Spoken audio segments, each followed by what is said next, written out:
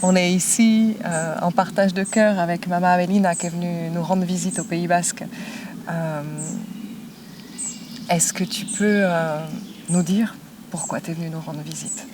Merci beaucoup et je suis contente et ravie d'être ici. J'honore ta famille et à travers de ti tous les esprits qui t'accompagnent. Et oui, l'année dernière, j'ai trouvé un ami ici, à la France, et elle venait d'ici, du Pays Basque. Elle s'appelle Claudie. Et comme ça, elle m'a raconté qu'ici, dans le Pays Basque, il y a aussi beaucoup de mémoire, que les gens ils étaient tout le temps en train de se batailler pour défendre la langue, la culture. Et c'est pour ça que moi, je me motivais pour venir et j'arrivais. C'est vrai qu'ici, c'est une terre qui a beaucoup et qui continue aussi à lutter pour ses racines. Mais les modes de vie actuels aussi font qu'on oublie de les nourrir, ces racines. Et pour moi, ta venue, c'est vraiment un rappel pour ne pas oublier ça. Pour nourrir les montagnes, les rivières, les forêts. Je crois que la nature, je crois que pour moi, c'est un nouveau point de départ. C'est quelque chose qui est important à ne pas oublier. Et vous, vos peuples, ils n'ont pas oublié. Mais aujourd'hui, ils sont quand même menacés. Oui, il y a partout maintenant la persécution, la chasse pour toutes les populations ancestrales, pas seulement en Équateur, parce que je viens d'Équateur, je viens de la culture pansaleo, du côté de ma maman, et du côté de mon papa, je viens de la culture palta, que c'est de très vieilles cultures, c'est des cultures pré-inca. Et on a gardé la mémoire, les façons de faire, on soignait, se soigner et habiter en communauté. Et surtout de ne pas rentrer dans la propriété. Et la propriété privée, et penser qu'on doit capitaliser tout en la terre. Parce que ça, c'est la grande maladie de presque de tous les endroits. Et comme nous, on continue à habiter en communauté, on fait toutes les choses de façon collective.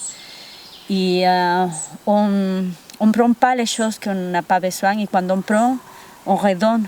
Parce que pour nous, c'est la réciprocité tout le temps.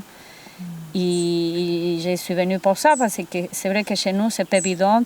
Et les gouvernements, et pas seulement les messieurs qui aujourd'hui il est à la présidence de l'Équateur, sinon tous les gouvernements, ils veulent tout le temps prendre les choses. Ils pensent que la nature, la terre-mère, c'est comme un marché, que tu vas et que tu prends les choses comme tu veux. Et je crois qu'il y a aussi, dans ce qui m'a touchée dans nos partages, c'est aussi que les sagesses que vous avez héritées de vos ancêtres vous disent que c'est maintenant qu'il faut sortir aussi de chez vous. Parce que pendant longtemps, vous êtes restés fermés pour protéger aussi vos lieux. Et que maintenant, il est temps de sortir et de partager ces sagesses-là et de partager aussi votre lutte et de partager la mémoire que vous portez. Oui, parce qu'on vit et on sait de toujours que c'est le moment de se retrouver, c'est le temps de Pachakutik. Pacha, c'est temps, espace, Kutik, harmonie. C'est le temps d'harmoniser le temps et l'espace. Ça veut dire la nature. Et c'est à tous nous de faire l'effort et de travailler ensemble, parce qu'il faut avoir la co-responsabilité. Ce n'est pas seulement qu'on doit laisser d'un côté à la terre de se batailler tout seul, il faut qu'on s'implique tous dans cette lutte pour la vie, en fait, pour la dignité. Et comme ça, c'est important. Et la prophétie de Pachakutik, il dit ça, non, que c'est le moment de réveiller les frères et les sœurs de l'autre côté qui vivent ici, parce que les aigles, la águila, c'est les pensées. Et les condors, c'est les corazones, c'est les cœurs corazonnés. Et comme ça, maintenant, il faut qu'on fasse ce voyage, qu'on comprenne ça pour faire les choses de notre façon. Et c'est pour ça que pas seulement personnes de notre territoire, il y a les frères et les sœurs de Sierra Nevada, les frères et les sœurs Mapuche, de tous les territoires, du Pérou, de la Bolivie, Aymara. On se réveille pour sortir de chez nous, laisser la maison, pour aller à la grande maison et pouvoir amener justement les messages qu'il faut réveiller la mémoire partout, mais pas la mémoire importée en mémoire. L'important, c'est réveiller la mémoire de chaque territoire, parce que dans chaque territoire, il y a une mémoire, il y a un savoir, il y a une façon de faire.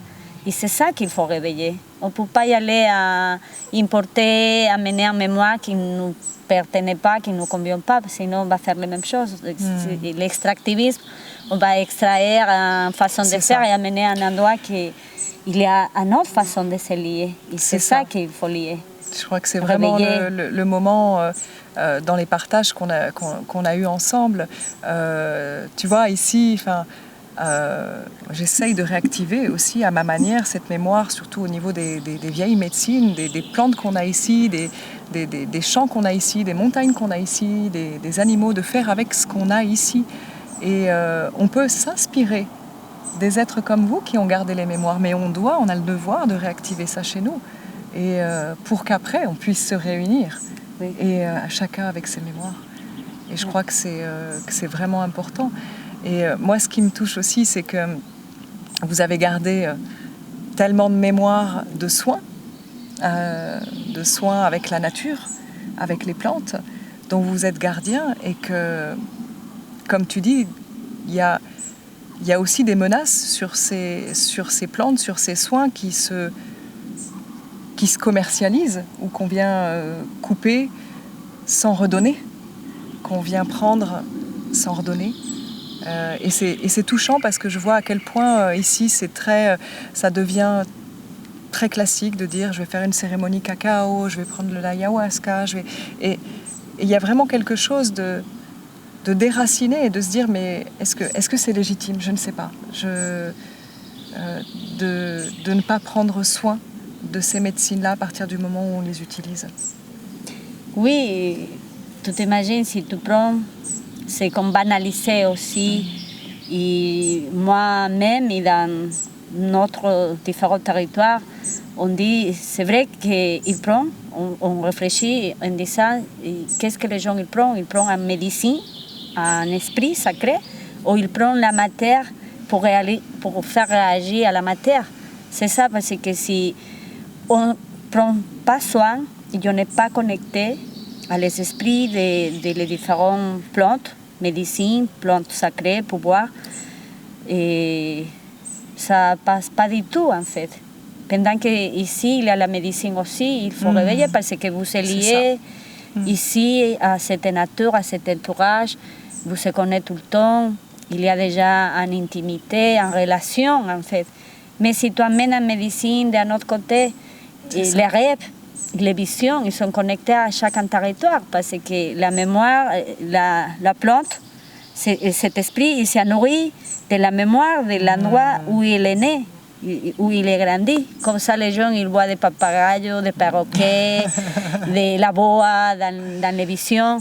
Mais après, ils ne rencontrent pas, ils ne trouvent pas les messages de la médecine. Comme ça, qui a ses propres il y a la médecine. Culture qui est liée avec ses cultures, avec tout ça. Et bien sûr, ici, il y a des médecines. Et je pense que c'est important de les réactiver. Tu sais, moi, j'ai eu certaines expérimentations et j'ai l'impression que les gens, quand ils ne sont pas bien connectés, justement, on les voit dans les cérémonies, ils tournent en rond. Tu sais, c'est comme si il n'y avait pas quelque chose, il manque une cohérence et souvent ils tournent en rond et tu ne sais pas pourquoi ils vont chercher ça, tu ne sais pas pourquoi ils prennent ça.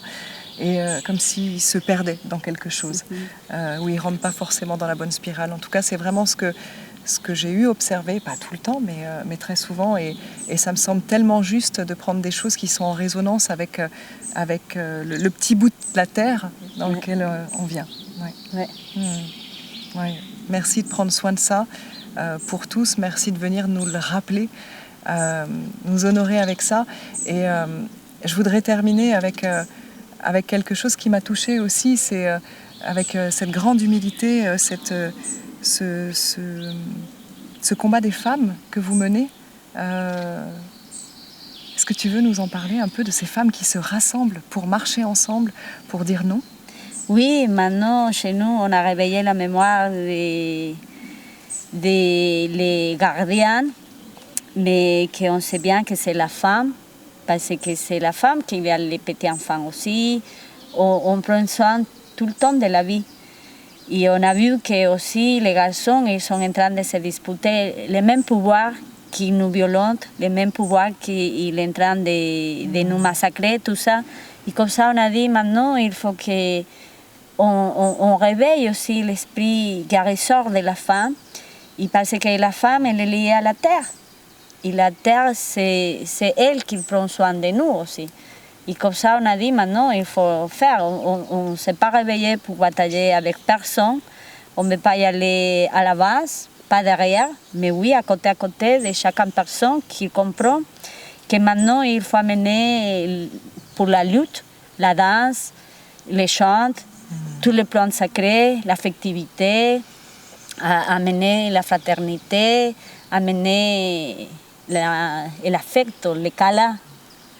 Parce que si on fait les mêmes choses qu'il nous fait l'État ou des autres personnes, qu'est-ce qu'on va faire? C'est quoi le message derrière? Ouais, comme ça, on dit, non? Et je me souviens de ma grand-mère et des gens, non? Chez nous, on dit toujours, non? Les choses les plus sérieuses, c'est être joyeux. Être joyeux. Oui. Et comme ça, on est... Même si on pleure, en même temps, on rigole. Et on partage, et on est là, quoi.